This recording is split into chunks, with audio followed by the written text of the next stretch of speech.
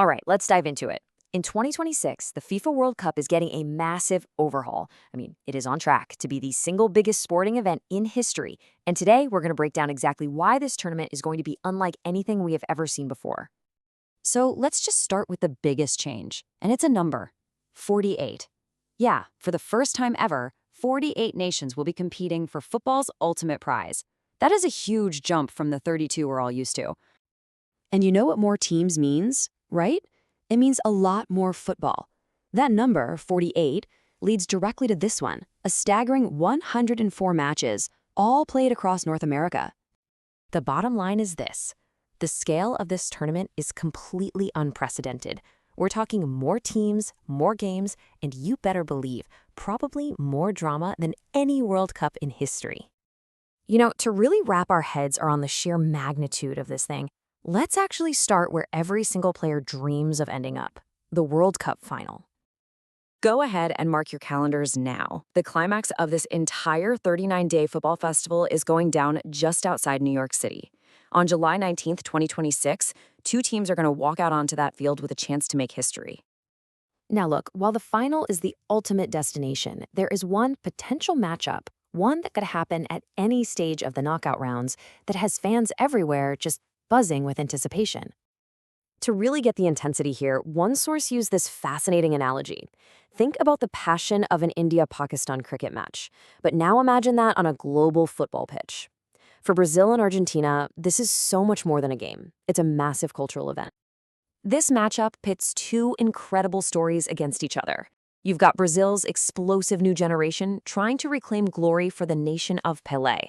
And they'd be facing the defending champions, Argentina, led by the legend himself, Lionel Messi, in what could very well be his final World Cup. Argentina might have a slight edge in their head-to-head record, but let's be honest, on this stage, history means almost nothing.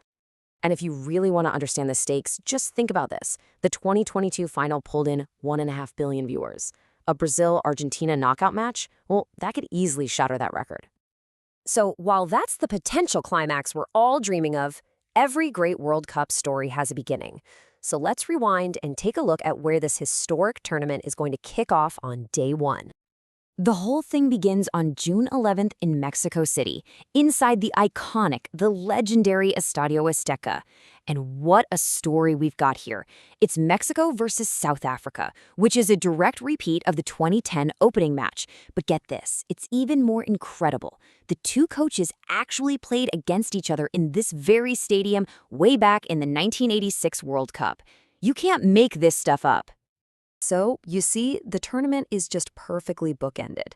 It kicks off with this deep nod to football history in the legendary Azteca, and it all culminates 39 days later with a massive battle for the ultimate prize in a modern marvel right outside New York City. Okay, so we've established the massive scale, but how in the world does a 48-team tournament actually work? Because believe me, this new format changes everything.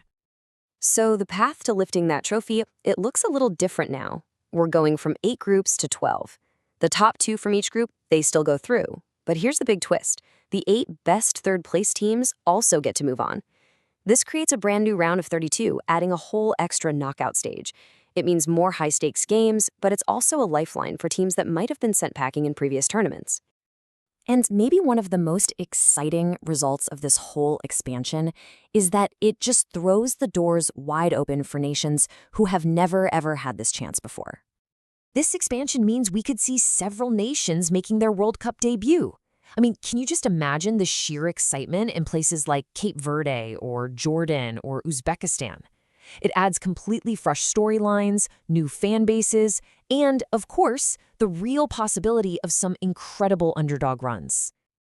All right, so you're probably excited. You want to know when and how to tune in. So this last part is for you. It's your practical guide to the 2026 World Cup.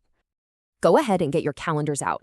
The first huge date you need to know is December 5th, 2025. That's the official draw, when all the matchups get set in stone. Then, of course, the tournament itself runs from that kickoff on June 11th all the way to the final on July 19th, 2026. For those of you watching in the host countries, you can catch all the action on Fox in the US, TSN in Canada, and Televisa in Mexico. And hey, if you're hoping to actually be there in person, your best bet is to enter the random ticket draw on FIFA's official website. So all of this leaves us with one final and I think really fascinating question. This new format, with more teams and an entire extra knockout round, it creates more volatility, more chances for upsets. So does this open the door for a brand new nation to lift the trophy? Well, that is what we'll all be watching to find out.